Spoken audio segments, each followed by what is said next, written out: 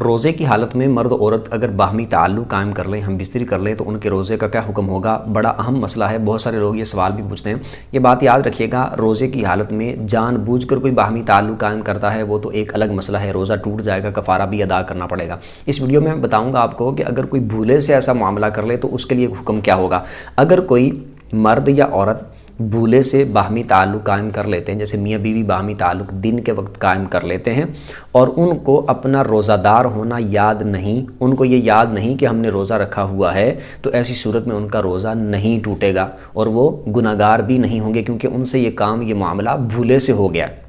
یعنی میاں بیوی کی بات کروں، بھولے سے یہ کام ہو گیا، بھولے سے یہ معاملہ ان سے ہو گیا، تو وہ گناہگار بھی نہیں ہوں گے، ان کا روزہ بھی نہیں ٹوٹے گا، روزہ بھی ان کا باقی رہے گا۔ لیکن اگر ایسا معاملہ ہو کہ ان کو روزہ دار ہونا پہلے تو یاد نہیں تھا، لیکن باہمی تعلق قائم کرنے کے دوران مرد کو یاد آ گیا یا عورت کو یاد آ گیا، تو اب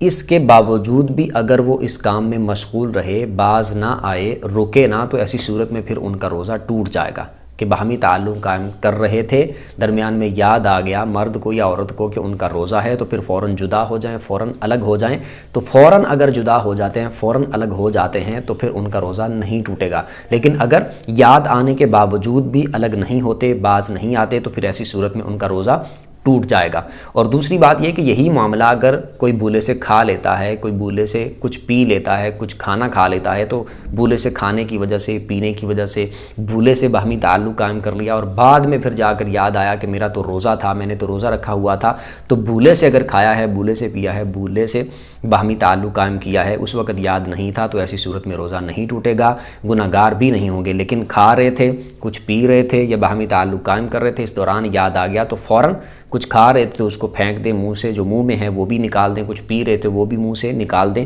فوراً جب یاد آ گیا تو اس کو ختم کر دیں۔ ایسی صورت میں روزہ نہیں ٹوٹے گا۔ لیکن اگر یاد آ گیا کہ روزہ تھا، اس کے باوجود بھی کھاتا رہا، کھانا جاری رکھا،